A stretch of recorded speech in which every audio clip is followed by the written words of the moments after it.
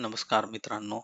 आपल्या मागील व्हिडिओमध्ये आपण जाणून घेतले की पायथॉनमध्ये डेटा टाइप्स काय काय आहेत, त्यामध्ये मेजर दोन डिफरंट्स काय आहेत आणि आता आपण जाणून घेऊया की पहिला जो डेटा टाइप आहे न्यूमेरिक न्यूमेरिक डेटा टाइप.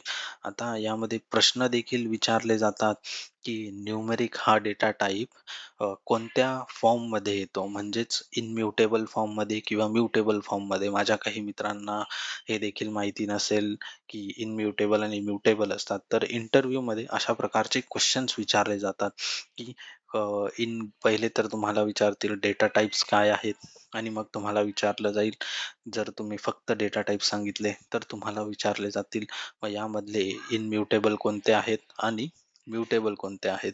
तर आपल्याला हे लक्षात ठेवायचं आहे की इनम्युटेबल डेटा टाइप्समध्ये आपल्याकडे न्यूमेरिक आहे, स्ट्रिंग आहे आणि टपल आहे. आणि म्युटेबल डेटा टाइप्समध्ये लिस्ट, डिक्शनरी आणि सेट हे तीन डेटा टाइप्स आहेत. तर आता आपण आपल्या व्हिडिओकडे वळूया. न्यूमेरिक डेटा टाइप बद्दल आपण डिटेलमध्ये माहिती जाणून घेऊया. तर न्यूमेरिक डेटा टाइप म्हणजे काय? न्यूमेरिक डेटा टाइपचे इथे एक शॉर्ट डेफिनेशन आहे. Represents the data that has a numeric value. म्हणजे न्यूमेरिक डेटा टाइप हा आपल्याला नंबर मधल्या ज्या व्हॅल्यू आहेत त्या आपल्याला दाखवतो. त्यामध्ये तीन मेजर सब टाइप आपण त्यांना म्हणू शकतो. न्यूमेरिक डेटा टाइपचे तीन मेजर सब टाइप्स आहेत. ते तीन मेजर सब टाइप असे इंटिजर, फ्लोट आणि complex complex numbers. So integer म्हणजे काय? इंटिजर मध्ये आपल्याकडे सगळ्या प्रकारचे नंबर्स आपण कन्सिडर करतो. होल नंबर्स, नॅचरल नंबर्स तुम्ही म्हणू शकतात, जसे की -1, 0, -2, 1, 2, 30, म्हणजेच -इन्फिनिटी पासून ते +इन्फिनिटी पर्यंत जे नंबर्स आहेत ते इंटिजर मध्ये मोजले जातात. त्यानंतर दुसरा मेजर सब टाइप आहे आपल्याकडे फ्लोट. तर फ्लोट मध्ये आपल्याकडे डेसिमल किंवा फ्रॅक्शनल नंबर्स जे आहेत ते आपल्याकडे फ्लोट या सब डेटा टाइप मध्ये कन्सिडर केले जातात. आता डेसिमल किंवा फ्रॅक्शनल म्हणजे काय? जसे 1.2 किंवा 3.7, जे पॉइंट नंतर काही व्हॅल्यू असेल त्या नंबर्सला आपण फ्लोट कन्सिडर करतो. आणि आपल्याकडे तिसरा जो आहे सब टाइप तो म्हणजे कॉम्प्लेक्स नंबर. कॉम्प्लेक्स नंबर बद्दल आपण मॅथ्स मध्ये ऐकलंच आहे. कॉम्प्लेक्स नंबर्स आपल्याकडे 3i, J, 4 असे इक्वेशन्स असायचे. तर असा कॉम्प्लेक्स नंबर देखील येथे सपोर्टेड आहे न्यूमरिक डेटा टाइप मध्ये. 1J हा आपल्याकडे सपोर्टेड कॉम्प्लेक्स नंबरचा डेटा टाइप आपल्याकडे आहे. तो जनरली तर यूज होत नाही, परंतु इथे आहे म्हणून आपण त्याला लक्षात असू द्या.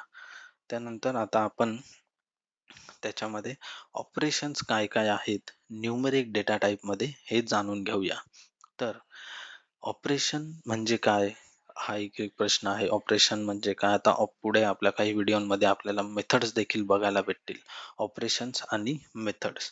तर ऑपरेशन्स हे आहेत, हे त्यामध्ये बिल्ट इन टाइप्स डिफाईन केलेले आहेत की आपण ह्या गोष्टी करू शकतो. आता ऑपरेशन म्हणजे कसं, की जे सिमिलर डेटा टाइप मध्ये आपल्याला करता येतात. जसे आपल्याकडे इंटिजर आहे, तर इंटिजर आणि इंटिजर सोबत करता येणारे ऑपरेशन्स, दोन इंटिजर सोबत. जसं आपल्याकडे उदाहरणार्थ पहिलं ऑपरेशन जे आहे ते ॲडिशन आहे.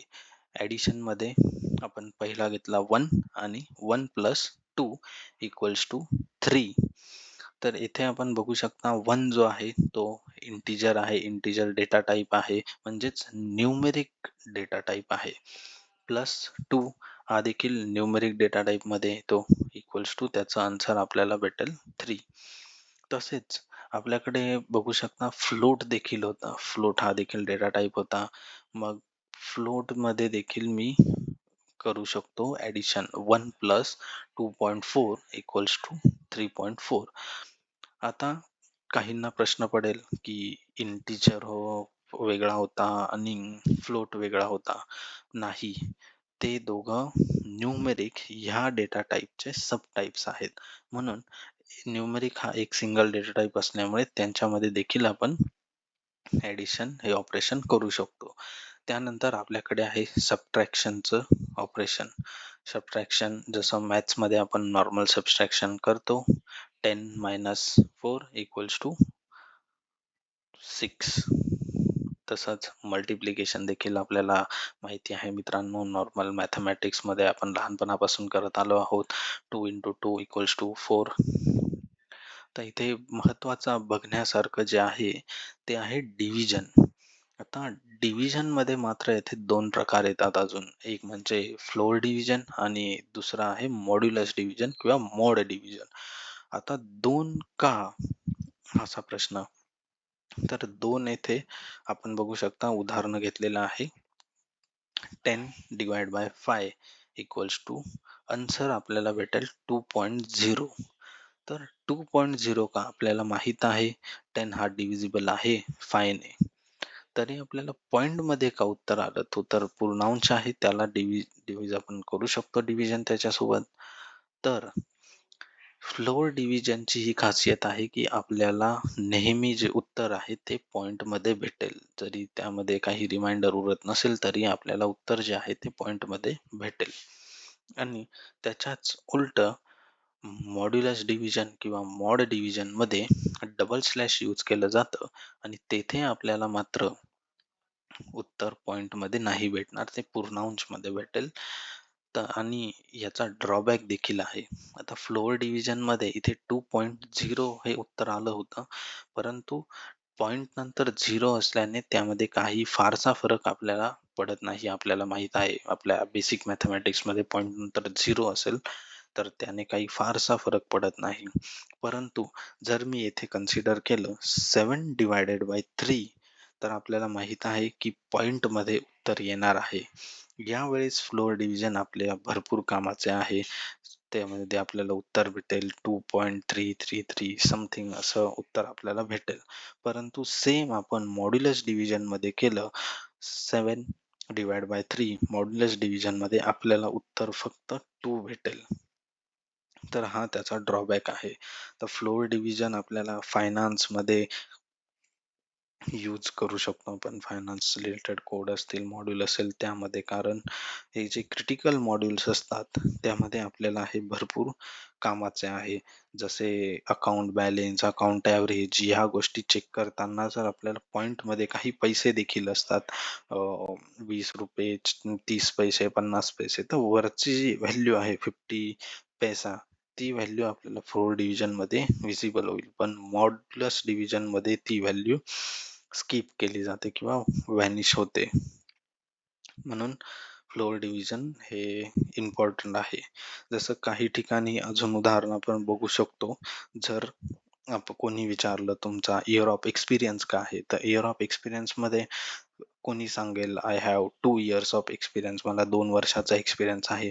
परंतु कोणाला 2 पेक्षा जास्त पण 3 पेक्षा कमी आहे, म्हणजे 2.3, 2.7 असा या प्रकारमध्ये काही जर एक्सपिरियन्स असेल तर त्यांनी सांगताना कसे सांगणार 2.7 इयर्स ऑफ एक्सपिरियन्स. जर मग ह्या ठिकाणी मॉड डिव्हिजन यूज केला तर त्या वरच्या जे एक्स्ट्रा आहेत 0.7 आहे, 0.9 मंथ्स, 0.9 मीन्स 9 मंथ्स, ते 9 मंथ्स व्हॅनिश होतील. ते फक्त 2 मध्ये कन्सिडर केलं जाईल. नक्कीच तुम्हाला हे उदाहरण समजले असतील. पुढील व्हिडिओमध्ये आपण बघूया स्ट्रिंग याचे आपल्याकडे काय काय ऑपरेशन्स आहेत त्याबद्दल आपण डिटेलमध्ये जाणून घेऊया. धन्यवाद.